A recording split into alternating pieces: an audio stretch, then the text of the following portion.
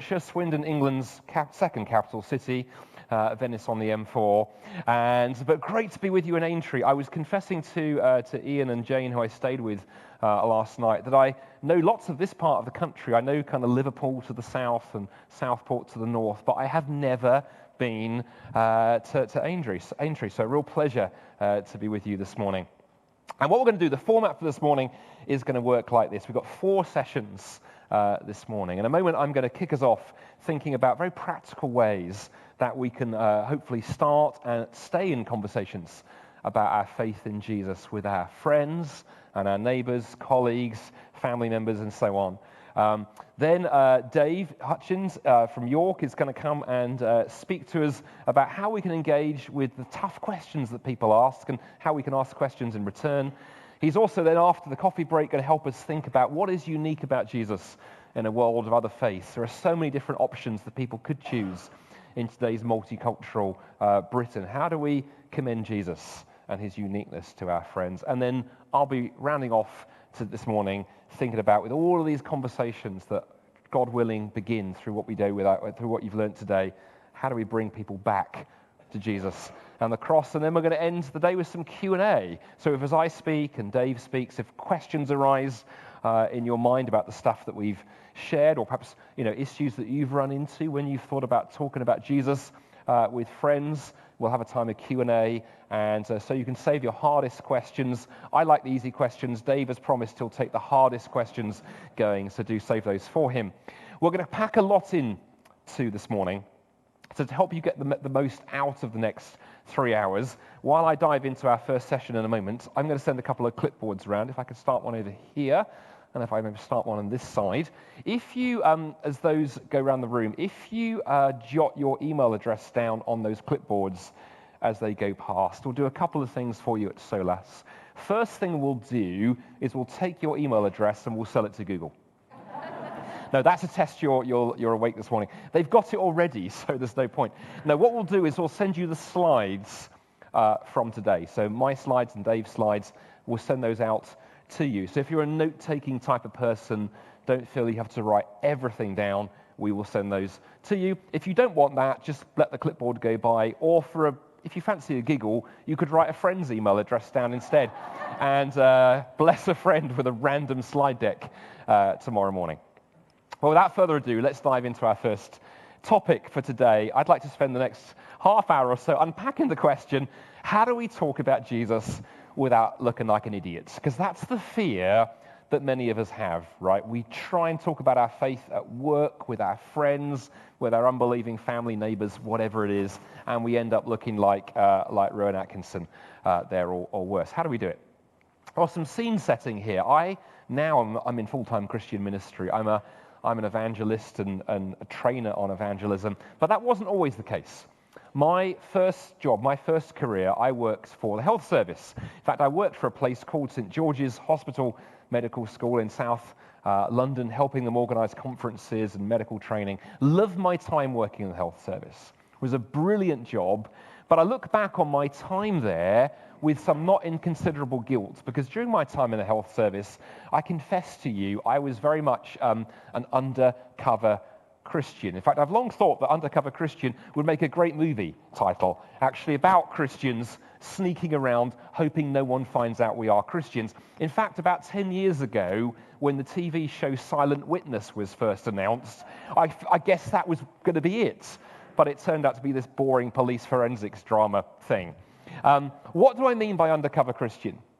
Well, I mean simply, outside of work, I was very heavily involved in my local church, very active Christian. But inside the health service, inside the hospital, I took my little candle of faith and I stuck it under a bowl, and I put the bowl inside a box, and I surrounded the box by blackout curtains. Nobody was going to find out I was a Christian.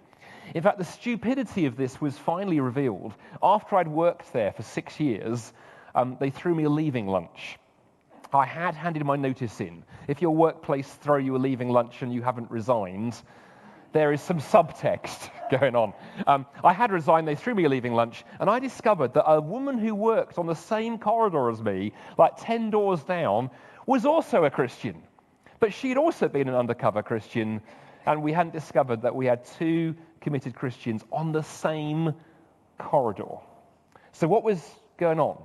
Well, I guess if you asked the 25-year-old Andy Bannister why I did all these shenanigans, I would have some ready-made answers for you. I'd have said, well, I'm afraid, really, of sharing my faith. And if you'd gone, well, what are you afraid of? I'd have said things to you like, well, number one, I'm afraid of looking foolish. I think that's a very common fear that I had and others probably maybe in this room have. We're afraid it'll just go badly wrong and we'll look bad in so many other ways. By the way, the more spiritual version of this that I sometimes had was I was afraid of making God look bad. I used to think, what if I talk about my faith so terribly that actually I do more harm than good?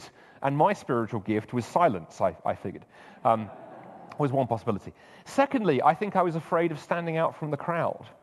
Workplaces, if you're a student, schools, universities, groups of students, families, friendship groups. It can be hard if you feel you're the only Christian in that environment to be willing to stick your head above the parapet and say, I'm a Christian. That was my fear. And then thirdly, I would have said to you, what if I get asked a question I can't answer? What if I out myself as a Christian and one of my colleagues says, okay, you're a Christian, are you, mate? Okay, what about science? What about sex? What about suffering? What about a topic that begins with a letter other than S? My thinking was, well, I'd have no idea how to answer those questions. That was scary, therefore I said nothing. Well, over the years, I've come to realize I was not alone in all of this. Surveys have picked up that huge numbers of Christians in this country, we are afraid of talking about our faith in public. In fact, there was a big report done about 8-9 years ago now called the Talking Jesus Report. And this picked up an astonishing statistic that our friends outside the church are more eager to hear about Jesus than Christians are inside the church to talk about him. We are in a spiritual moment now where there is more openness out there than there has been for a long time. But in here, and the inside churches across the country, many of us are still sitting there thinking, what do I say? How do I say it? Where do I begin? So that's what we're going to think about over the next 20 minutes and this morning. But before that, I've been talking for way long enough, so I'd love to get you folks to interact a bit, as I know we have people here from different churches, and maybe you're sitting somewhere, if you go to this church, you don't normally sit, and you've made a new friend even in the church this morning. So what I'd love you to do is turn to the person next to you, or if you're an extrovert, turn to the 2 or 3 people around you. If you're an extrovert, of course, you know who you are, and everyone else knows who you are. And I put 2 questions up there for you to have a go at for the next, let me give you 3-4 minutes to chat together. The first question for most of us, I think, is going to be the question you're going to want to think about, and it's this. What are some of the fears that you have experienced kind of personally when it comes to sharing your faith? And by the way, if you've never shared your faith because of a fear, maybe share that with the person next to you and go, what's kept me quiet is. If there are any people here who are utterly super confident people who have never once been afraid in evangelism, that's amazing. What's your secret? Share that with the person next to you. So take a couple of minutes, talk to the person next to you, and then we're going to think about how we move beyond fear. So over to you for the next 2 to 3 minutes.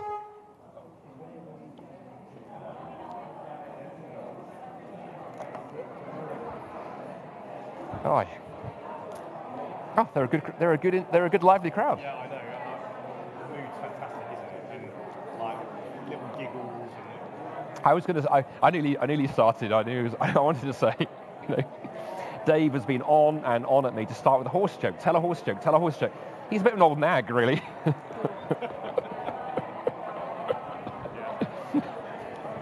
I think it's. There's a great atmosphere. A whole feeling. I love it, Dave. It's great. I'll tell you the other thing I like. It's a brilliant age range. You've got it skews a bit older, but there's lots of younger faces too. There's a bit of an ethnic mix too, actually. Quite a few Asian families, which is nice. I love it. I love it. Some crowds you just click with instantly. You go, this is going to be fun. Yeah, you can feel it. Others that they're like the. Yeah. Some churches genuinely just don't like jokes. They just don't want any jokes or any humour at all. And because they see it as like frivolous, I don't know.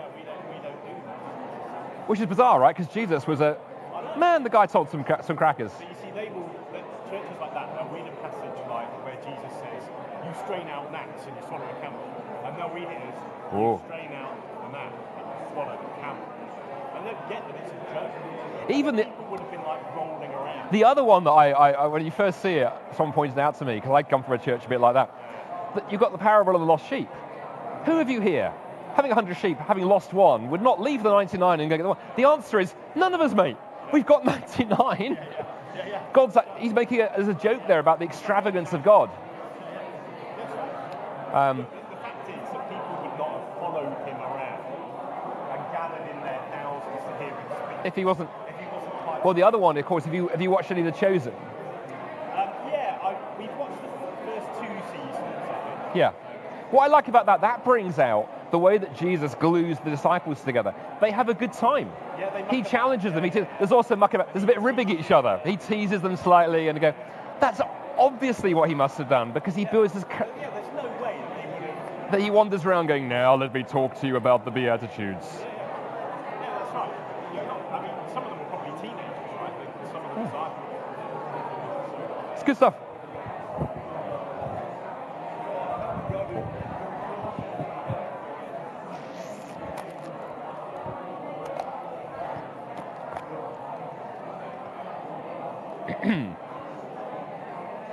Okay, that was about 3 minutes. So let's press on. Really great to hear that you got into that. And so now the question is, how do we overcome some of those fears that hold us back when it comes to sharing our faith? Well, I first got a major insight into this when just after my wife and I had moved town, we started going to a new church, and I became friends with a guy in the church we were attending who was a GP, family doctor. His name was Peter. And very early on in a conversation, he said to me, just off the cuff, he was just sort of, we were just sort of chatting over coffee after church one Sunday. He threw into the conversation this line. He said, Andy, I love being a Christian and being a GP. There are so many amazing opportunities for evangelism. And I said, oh, what do you mean? And he went on to explain how over the years he'd been a GP, he had prayed with patients, he had had really profound conversations about faith with his patients, and he'd even had the amazing privilege of leading some of his patients to Christ right there in his surgery.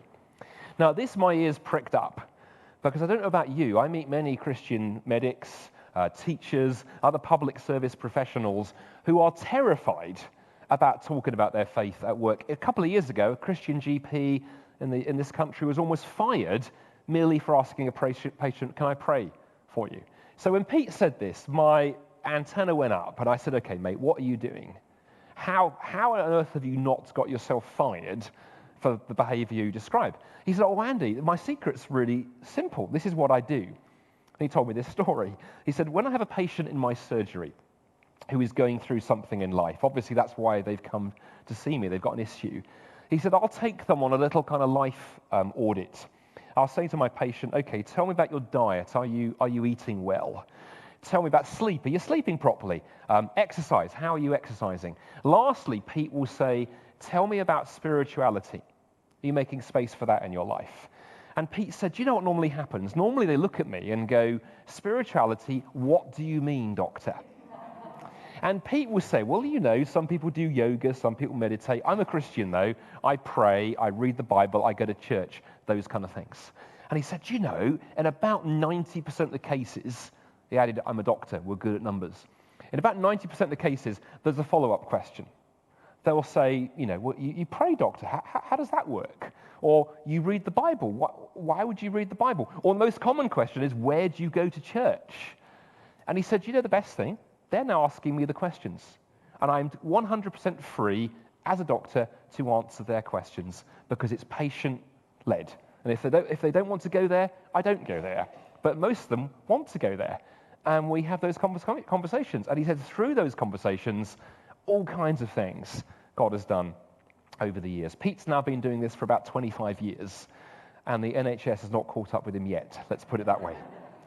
And when he told me that story, it was a light bulb moment for me, because I realized what he'd stumbled across, what he'd discovered, was the power of questions. And lesson number one I want to introduce you to this morning is that when it comes to evangelism and conversations about Jesus and having those without fear, learning to ask good questions lies at the heart of this. And using questions in evangelism is not a new idea. It's not some new 21st century idea. It goes all the way back to the master question asker, to Jesus himself. Somebody has counted, probably some pastor with insomnia has counted, and Jesus asks 307 questions in the Gospels. 307. There's a good number for you this morning.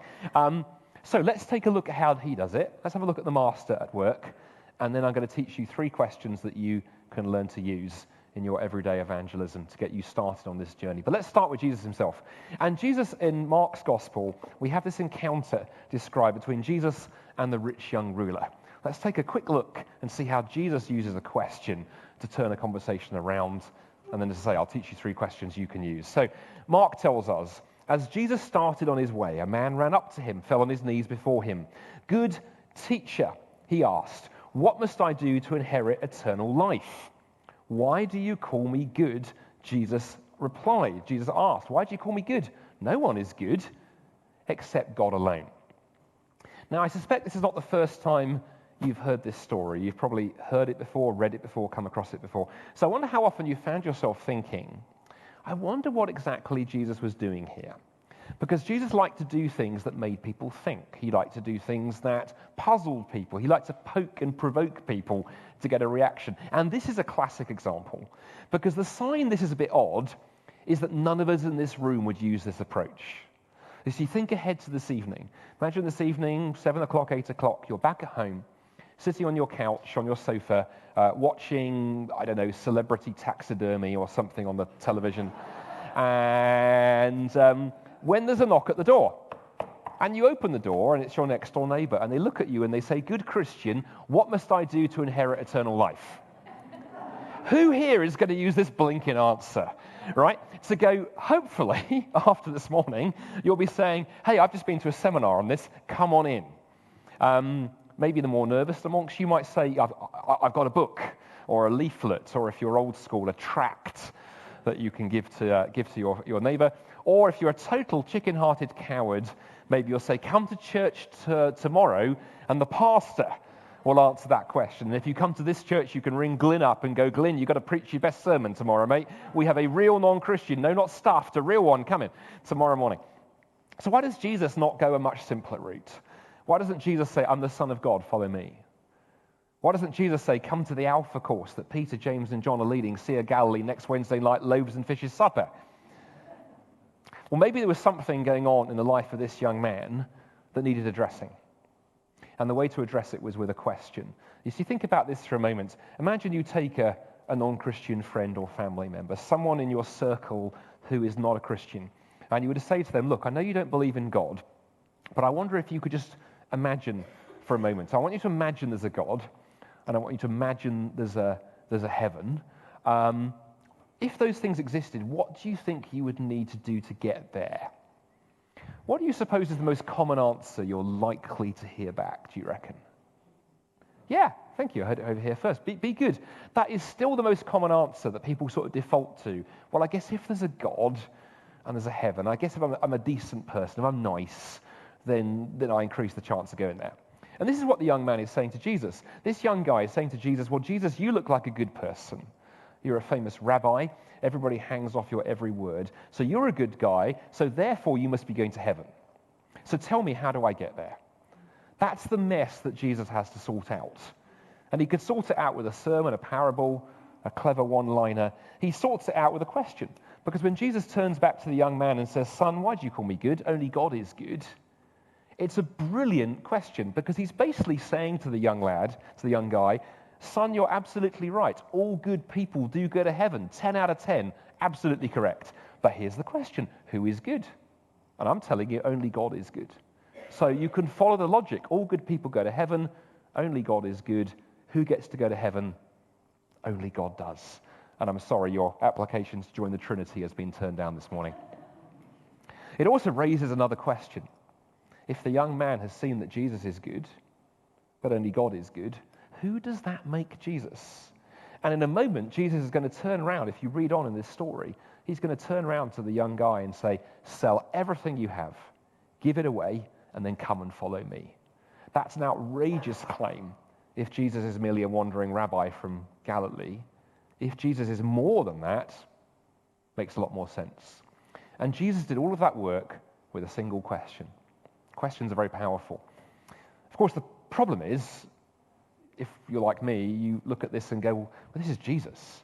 He was a genius, obviously, and he thinks of this stuff on the hoof. How can I use questions in everyday evangelism? I'm just not that quick or smart like he was. Well, to help you, I'm going to give you a little starter pack of questions this morning that you can use time and time and time again in so many different settings. Over the years, I found these really helpful to carry these kind of, as it were, around with me. I like to call them the what do you mean by that question, the why do you think that question, and the have you ever wondered question. Let me show you how they work, and I think most of you will get the idea instantly, and then hopefully in the week ahead or the weeks ahead, you'll have opportunities to give them a go and take them for a spin. So let me show you how these three questions work, beginning with the what do you mean by that question. So let's use an example. Let's do a little thought experiment this morning. Let's imagine that sometime next week you are riding the bus somewhere in this great metropolis in which we find ourselves, and you are going to work, school, shopping, visit a friend, whatever. You're on the bus. And like every Christian on public transport, you are sitting there on the bus reading the biggest, hardback, large print, leather-bound Bible you can get your hands on. None of this sneaky reading the Bible on a phone kind of business, because that gives you deniability. No, you are very obviously reading the Bible on the bus. Who should get on the next bus stop? An old school friend you haven't seen for 5 years. Your friend gets onto the bus stop, sits down next to you, they look at you and they see the Bible. They couldn't miss the Bible, really. And they immediately say, oh, you're not still into that religion rubbish, are you? Only idiots believe in God. There's no evidence that God exists, period. And as their words die away, you realize a couple of things. Firstly, you realize this is why they're an old friend, because they did this stuff before and it got boring. But then they've been loud. Man, they have been loud. Everyone in your part of the bus has heard what they've said. There are people taking their headphones out to listen in to your conversation. Your palms are sweating. Your heart is racing. You're thinking, I could just pull that emergency cord thing and just run into the night. I guess I could pray really hard for the second coming. Lord, please come now. Or you could use this question. See, what if you turned to your friend and said, well, thank you for that. I just have a couple of questions, if I may. You said that only idiots believe in God. What do you mean by that? What do you mean by that? What precisely is idiotic about believing in God? Most people who live and who have ever lived believe in some kind of God. So you're in a minority. What is it that's stupid about believing in God? First question you could ask. You could say, hey, you used the word evidence. You said there's no evidence that God exists. What do you mean by that? What do you mean by evidence? What would you need to see or hear or discover to open your mind to the possibility that maybe there is a God? And thirdly, you might pick up on the God word. You might say, hey, you mentioned God a couple of times. What do you mean by that? When you say God, what is in your mind? I've sometimes asked friends who don't have a faith that question and been told things like, well, I don't believe in the guy in the sky with the beard and the lightning bolts. To which I always like to smile and say, well, sounds like a strange mashup of Thor and Father Christmas, and does sound weird. And thankfully, that's not what Christians believe in. And you've got an opportunity there to say what you do believe.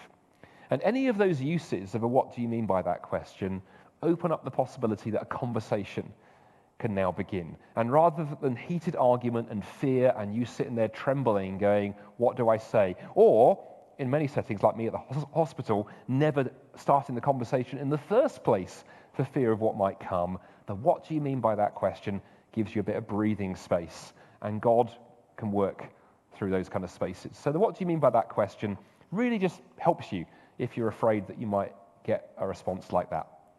What about the second question? Why do you think that? That works in a very similar way. So let's rerun the scenario from before. You're on the bus.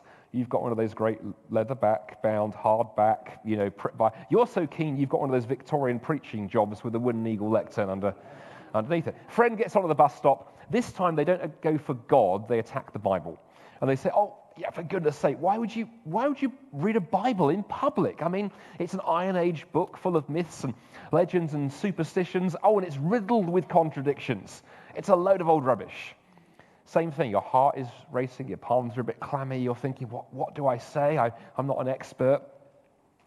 But what about if you turn to your friend and said, well, again, thank you for that. I've heard other people say similar things before, but I wonder, would you mind telling me what is it that you've seen or read or studied that has led you to the conclusions that you just shared about the Bible? In other words, you're very politely asking them to justify their skepticism. Now, from experience of trying this, the most likely answer you'll get back is, well, everybody knows.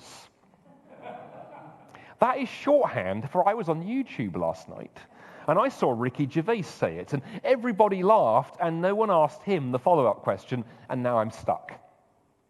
That's one possibility. You could also pick up on the contradictions piece, by the way. You might say, hey, you said there were contradictions in the Bible. Which ones did you have in mind? Often you'll have nothing but crickets, that silence back the other way. And then, by the way, don't be smug. Maybe you just want to say, do you know what? Maybe some things are more important than other people's sound bites, eh? But what if they've got something? What if they say, oh, contradictions? I'm glad you asked. I read the Bible once, and I saw this verse, and I saw this verse, and look, there's a problem. Well, if you know the answer, just be polite. Just say, well, that's a great question. Have you ever considered that this might be the solution? But what if you don't know the answer? That was the fear that kept me quiet at the hospital when I worked for the health service, if you remember. If I get asked a question I can't answer. I wish I'd known then what's the really easy approach then. If you don't know the response to what your friend's raised, simply say, well, that's a great question.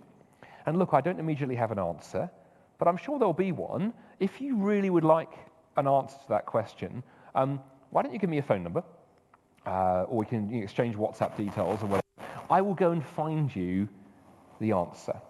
And then be true to your word. Do an internet search. Talk to an older, wiser Christian. This is why God puts us in church communities. Whichever church you're part of, there will be people in your church who are more experienced, who've been Christians longer than you, who are perhaps wired to, think these things through. Pastors, elders are often a great resource. So if you're in this church here, give Glyn a call. I guarantee at about 3 a.m, Glyn is no worries, mate. Glyn's probably bored. He's prayed, he's written the sermon, he's sitting there thinking, what do I do? He'll appreciate your deep theological... No, seriously. Talk to Glyn if you're in this church, talk to your pastor at another church. Take the time, get the answer. Because then you've got a great opportunity to call, to WhatsApp your friend back and go, hey, thanks for that brilliant question you raised on the bus last week. Do you know, I did some research, did some asking around, and hey, I came across this really interesting answer to it. What do you think? Why don't we grab a coffee sometime and we can talk about it? And you've gone from scary question to now a conversation happening. It hasn't required you to know lots and be an expert in stuff.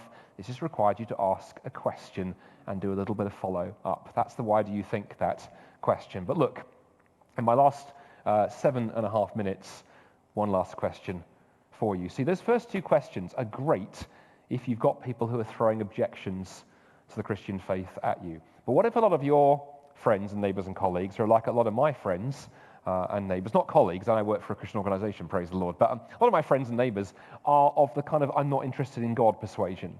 The type of person, if you try and even hint at faith, they'll say, I'm not religious, or I'm not interested, and you get a bit stonewalled. It can be really hard starting conversations in those contexts. What do we do?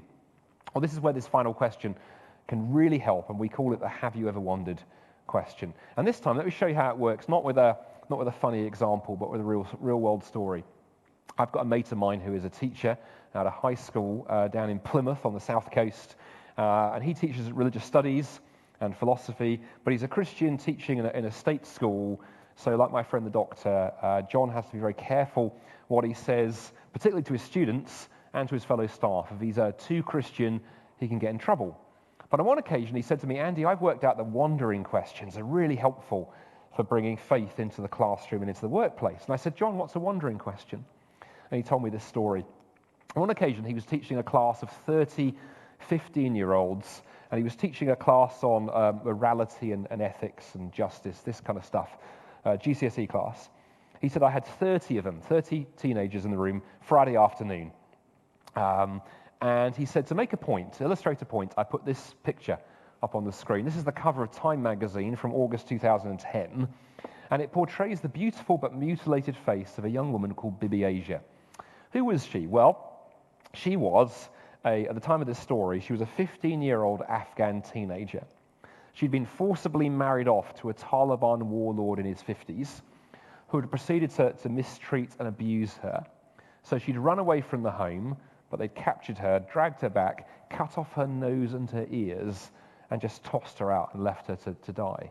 Thankfully, she was rescued by United Nations aid workers, flown to the West, given reconstructive surgery. If you look her up today, it's a transformed life, so it ends well. But the story is pretty dramatic, the photo is dramatic. John showed it to his class, and then he said, Andy, he said to the class, who here thinks that what was done to Bibi Asia was wrong? John said to me, Andy, thankfully every hand in the class went up. It is never a good day for a teacher when you find a psychopath in the back row. So then he asked the follow-up question. He said, okay, why is it wrong? Why is that wrong?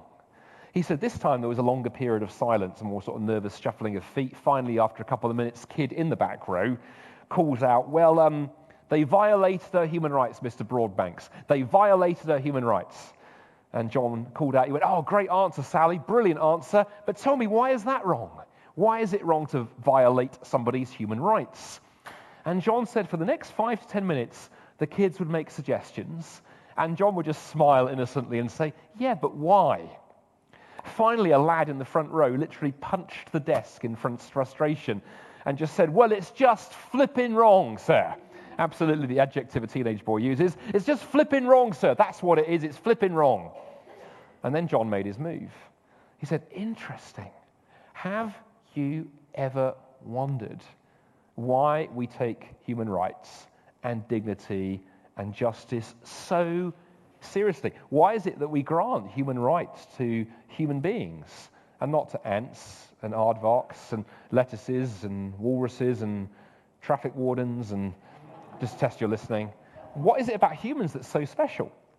And then he was able to throw another wandering question in. He said, I wonder if when it comes to human rights, if you need to think very carefully what you think about God. Because if you believe in some kind of God, it makes total sense to talk about human rights, because you can say that God made us, as Christians believe, in his image, and thus we have value and rights. On the other hand, if you don't believe in God, then we're just atoms and particles, and it's very hard to see how atoms and particles end up with this special set of rights and value and so on. Well, that basically took over the rest of the class time, talking about that connection. And even more amazing, sitting at the back of the class that day had been a colleague of his, a man who was a self-described agnostic, a man who up until this point would have said, I'm not interested in God.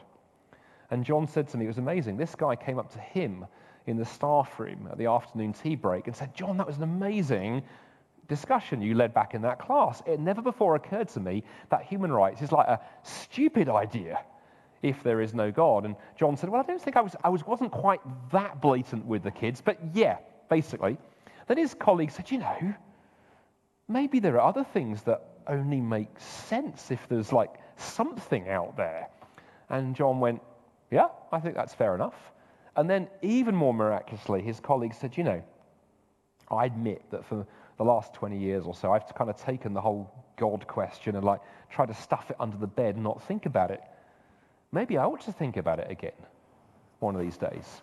And John was able to go, that sounds like an amazing idea. Whenever you're ready, why don't we go? I'll take you for a sandwich at lunchtime. I'll take you for a beer after work, and we can talk more about this stuff. And John just did that, all of that with the kids and with his fellow teacher, just by asking a wandering question. And in short, what a wandering question does, it starts with the things that your friends already care about. Our friends, your neighbors, your colleagues, your classmates, if you're a student, they care about justice. They care about the environment. They care about the purpose of life. People are asking those kind of questions, but just don't know where to begin. And with a wandering question, you're looking for opportunities to go, have you ever wondered why that thing fascinates you?